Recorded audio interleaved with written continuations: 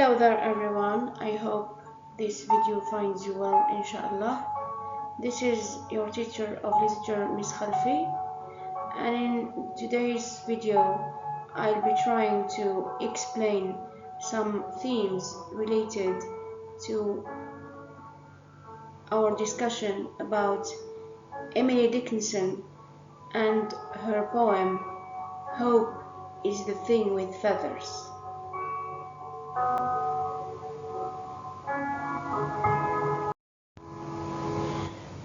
We have discussed that Dickinson was a writer from the Romantic period, American Romantic period, and that she had a very interesting childhood regarding her gender and her environment. In spite of her being identified as a romantic writer and a romantic poet, she was considered a sort of Calvinistic person. The thing that is alluring about this poet is the fact that throughout her lifetime she kind of ignored religion, and she considered herself someone who is beyond the norms and rules of her society. Her relationship with nature is by no means identified in her poems, and the aspect of her being in attachment to God in terms of the sublime and in terms of herself being transcendental is noticed in her romantic tone, especially in her dark poems.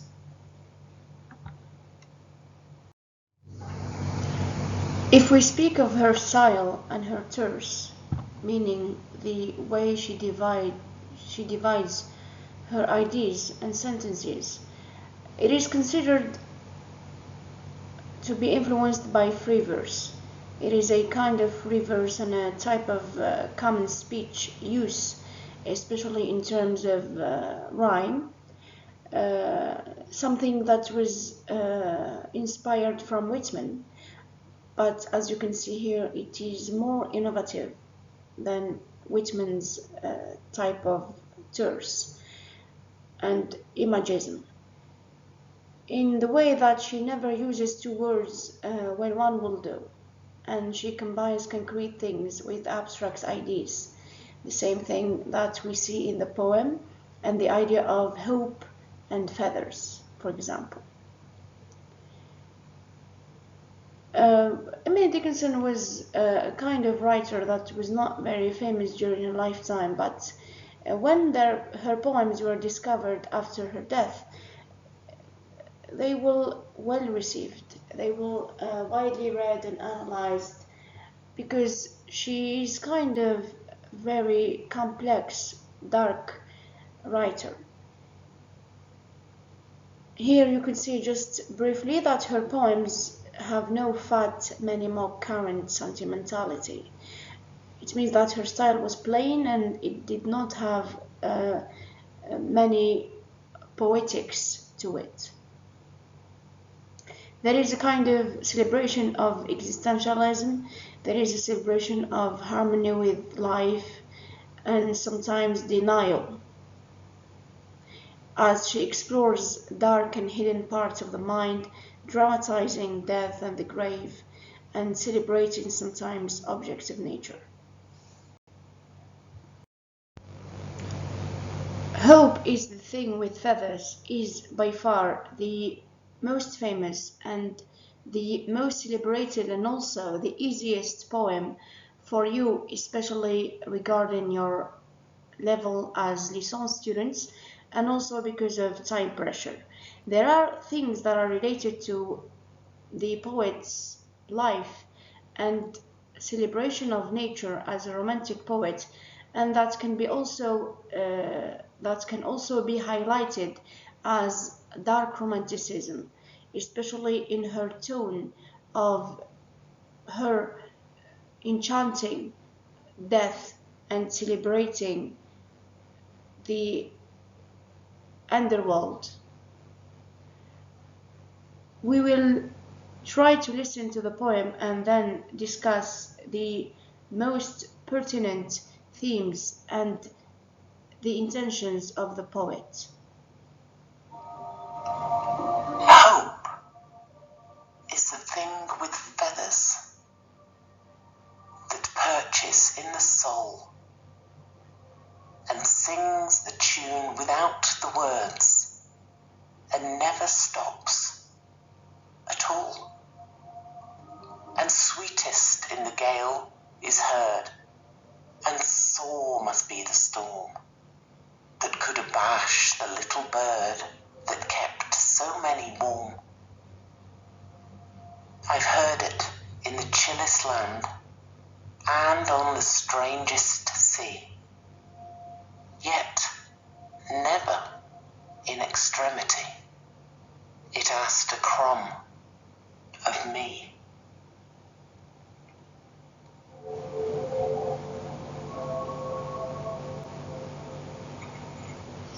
We can see here that the poet is celebrating, accentuating, highlighting the elements of nature in her poem, and she is considering herself to be an element of nature herself, being a free bird. There are aspects to consider in this poem, especially by reference to Romanticism as a movement and also Transcendentalism. For example, speaking here about symbols is of a higher importance because symbols are kind of reference, a very important element in romantic poetry and romantic style in general. The feather, for example, stands as a symbolic reference, and that symbolizes or refers to the idea of hope and aspiration as a whole. Because it's a medium that enables the bird, enables Emily Dickinson herself to move and travel and commute from place to another. It's a way for herself to celebrate the idea of the beyond, the sublime, because it's through the feather that she could transform and leave her place to a better place. So she uses symbolism as an element to express her feelings and emotions, touching the reader through the symbolic, allegorical, and metaphoric level of meaning. There is the use and the focus on metaphor, which is very important, especially by regard to the significance of the feather or the bird in general. So here we have, for example, the implication of the word hope as being a personification of a bird that flies, celebrating freedom. So she's kind of celebrating the bird and hope, sharing the idea of flying, of the feather and freedom.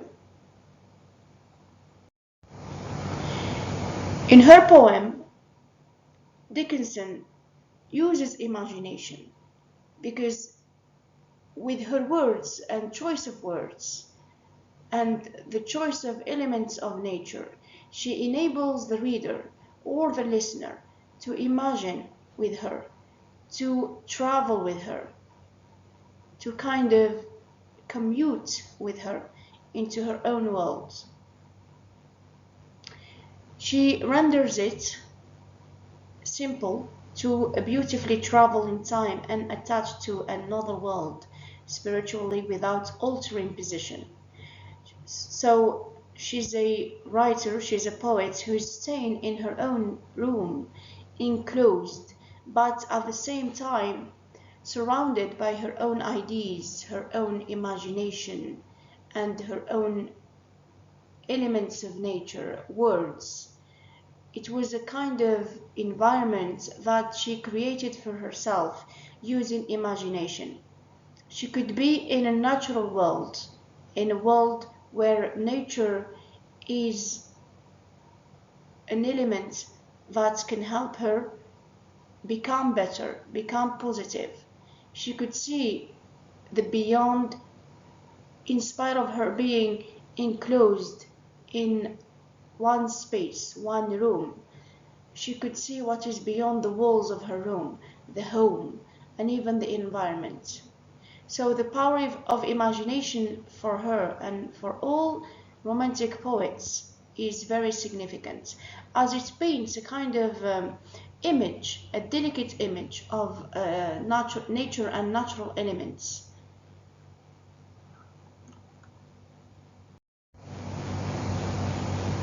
She uses imagination to emphasize upon the elements of nature such as the storm, the sea, the land, and to celebrate the genius employing descriptive language.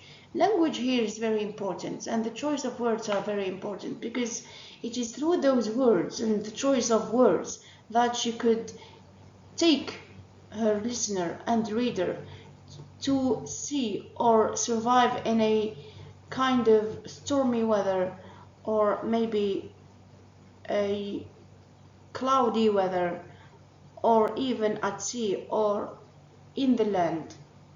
So language here is astounding. It's fascinating because it is full of imagery, and she designs a kind of imagery that triggers the reader's mind by the mental picture she portrays. There is no need for the reader or listener to go and survive concretely in a stormy land or in a forestine land or at sea even, because it is through her mental picture that she invents when reading her language that the reader can automatically feel the way nature contains her and contains him even on an equal footing. The singing of the bird, for example, in a stormy weather, and the chillest land and the strangest sea stand as a visual imagery that shifts one from a given setting into becoming a time travel who uses his or her mind's eye imagination as a visual memory to connect to the flying bird in a given atmosphere. The triangle she manages to forge in her relationship to nature, to the reader, and to herself is an expression of oneness. And it is a celebration of transcendentalism as a movement. The transcendental level is highlighted in her connectedness to the sublime, to what is beyond herself, to what is beyond her capacity, and her position as a poet in a Calvinistic society.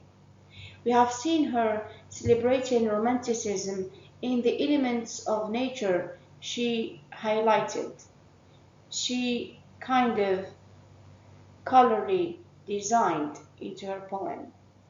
She has focused on the bird as an element and as a representation of hope, and she has focused on the land in all its forms, in all its aspects, or the environment in all its aspects.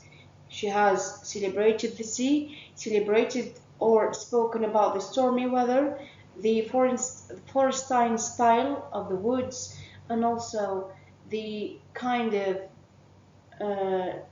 cold, chilliest weather, maybe highlighting that she can feel everything.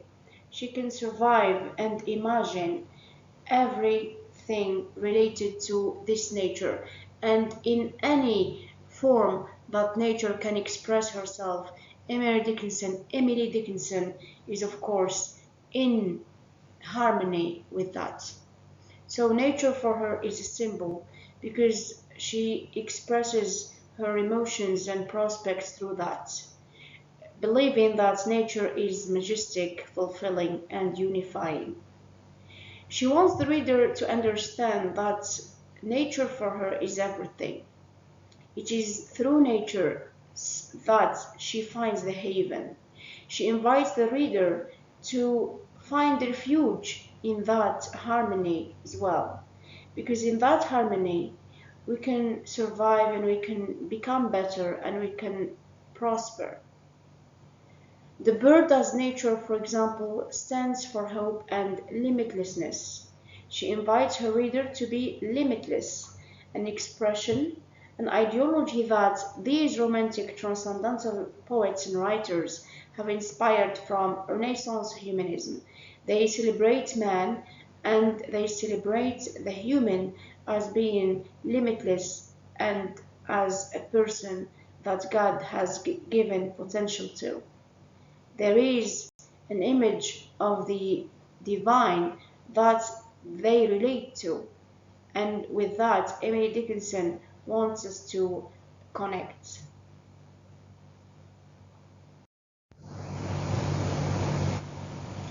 It is seen that Dickinson was an Emersonian writer because she was highly influenced by Ralph Waldo Emerson, the precursor to the idea of transcendentalism in American literature and politics and also philosophy. The idea of self-reliance in this regard is not just to rely on yourself in terms of society and bettering society. It has another aspect related to it that is considered an intuitive aspect that is rooted in the idea of nature of man, the idea of intuition. So according to him, he considers that one's intuition and natural instincts guide them to do the right things. In nature, we are uncorrupted. It is only when we let society influence us that we start to conform and hence be corrupted. According to Emerson, he considers that we are born pure, but society misguides us and corrupts us as we grow old. Society demands conformity, and conformity kills individuality. A better way to explain this is him focusing on the idea of purity of the soul, purity of the spirit and of the human being. There is no need for us to consider or relate or conform to society because of the corruption that it can create. If you see here, Dickinson has always been considered a person that disconformed, that was against, if I can say, her social norms and Calvinistic teachings and education, of course. She was a kind of woman who celebrated freedom and hope and nature, and she was irreligious in a way because she could not really understand why was religion shaped in that fashion. Maybe because it was something that was cultural and not biblical in a way. Maybe because it was something that was societal and imposed on her by her family and by her society. So in her writing this poem, if you can relate to this, she is staying in a room enclosed, and with that darkness of the room, with that kind of shackles that she feels, the constraints of society that she is obliged to abide to, she is transcending from her Calvinistic societal obligation and moving to another level of harmony that is inspired by nature, that is also inspired by her intuition and her deeper soul, deeper essence. And this is what Emerson, means here. He means that the triangle that we can create in relation to nature and the sublime is, of course, should be, of course, inspired from ourselves. If you are true to yourself, you can easily build the connectedness with God and with life in a very harmonious, pure way.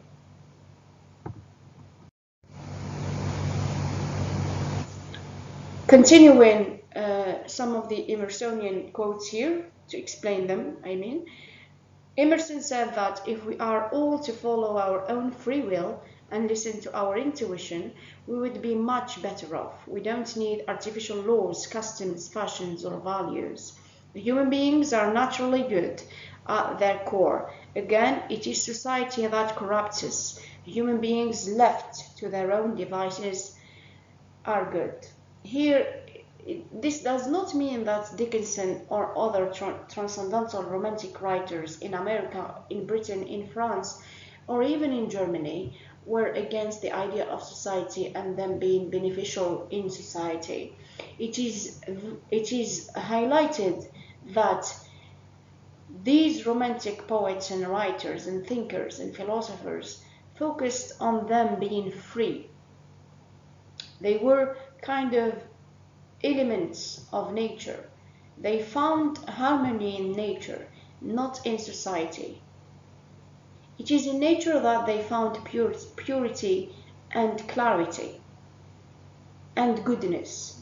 And with that goodness, human beings can, of course, benefit others. There is a kind of tone of individualism in this respect.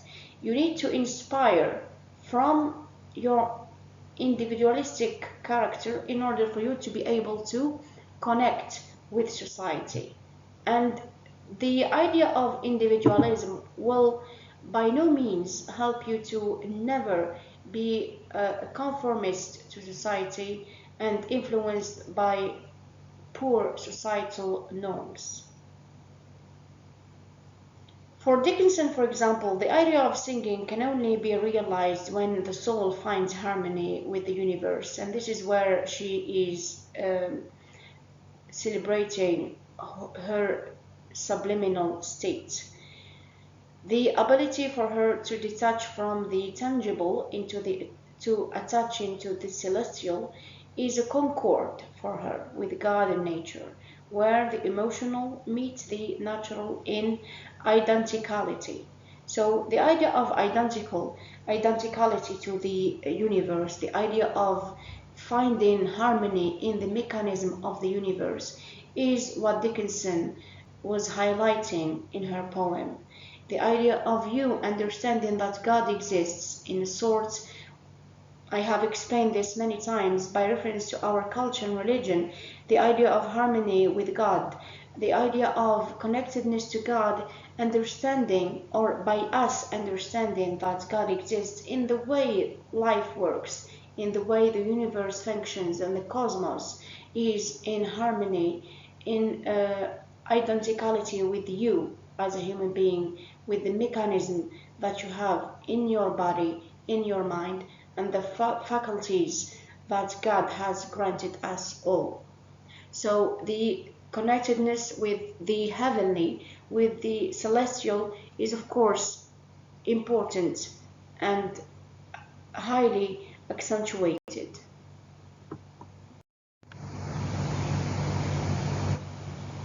By mentioning here the idea of individualism, there is no doubt that this poem is individualistic in a way, because it personifies Dickinson as a hopeful, free bird, a lonely bird that is happy to be alone in nature.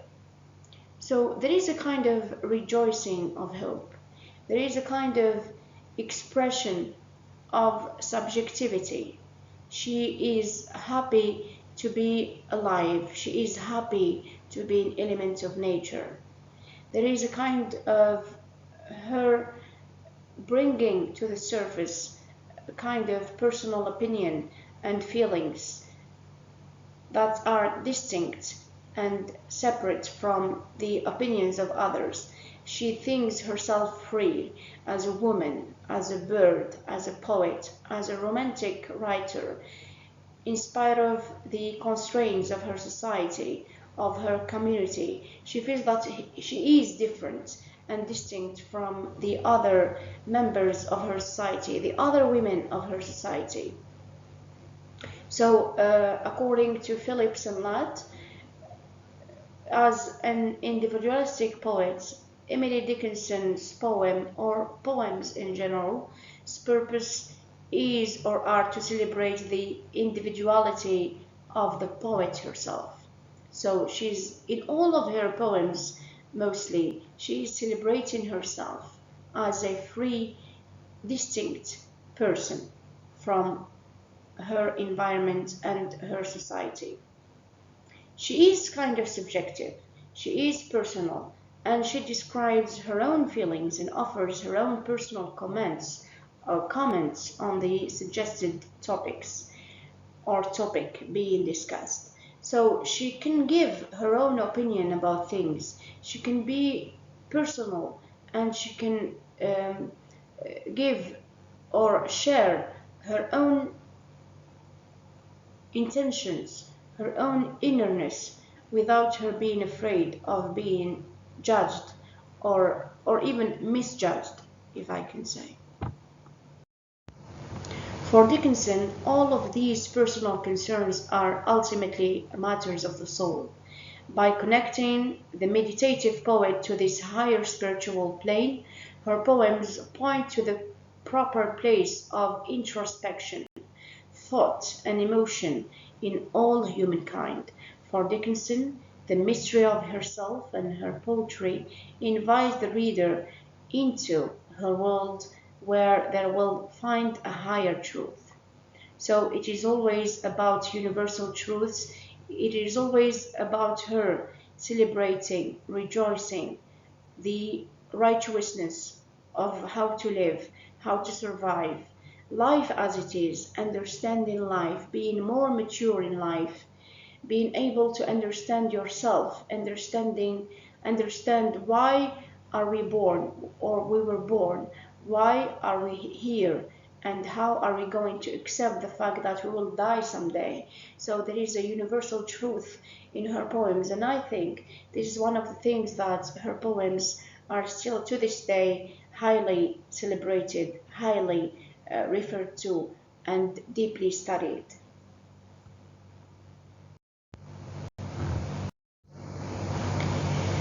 We can say also that Dickinson can be considered as a revolutionary, rebellious poet, especially by reference to her Calvinistic, or say post-Calvinistic society. She is the poet that is against Calvinism, against the teachings of the Puritan Church, because she is a kind of transcendental poet. She does not think that she will be rotten in hell. She will die and be punished by God. She was not even a religious poet. There is nothing related to religion in her poem, or say related to puritanical aspects in her poem. Perhaps her only religion is nature. Her only religion is her celebrating God in the sublime, and celebrating herself to be an image of the divine. So she was claimed, of course, to be a non-religious figure due to her thoughts and her non-conformist ideology that is related to Puritanism. And of course, because she was deeply rooted in Emerson's beliefs and ideology of transcendentalism. Her optimistic tone denotes that she was an anti-Calvinist thinker, a romantic poet, and a transcendental artist whose ideas remained introspective and personal. Of course, in spite of her writing things that were kept from society and her own family, Dickinson wrote about her own feelings in life. She was a poet that was deeply attached to society in its first time natural aspects. She saw that life was kind of reduced to nature. She saw that the best way to celebrate herself and manage to survive in kind of difficult society that she witnessed was through her being romantic and transcendental. But sometimes we can find that in her themes, dark romanticism existed, and the idea of anti-transcendentalism existed, especially in her being in denial of her character, of her figure, of herself, or in themes related to death and grave, and of course to her being detached from the world as a human being. There is genius in her poetry that is marked by the talent and her ability to capture and depict the human feelings in allegory. So there is, of course, a metaphor in her poem that can capture and, of course, explain feelings. She was a subliminal poet whose thoughts were boundless beyond time and place. As a conclusion, we can say that Dickinson affirms her attachment to nature through her romantic spirit and transcendental self. There is a tone that she enjoyed highlighting when reaching the sublime. In the harmony, she managed to bridge between nature, the cosmos, and herself. She then ascertains that her freedom and connectedness to herself, her environment, and to the beyond is nothing but her total admission, her total surrender to the fact that she is like a bird, an engendered element of nature. So this is all for now. I hope you find this useful. If you have any questions, please contact me on my email or leave a comment in the comment section below. I hope that I was not complicating things for you. I hope this is useful. See you next time. Peace.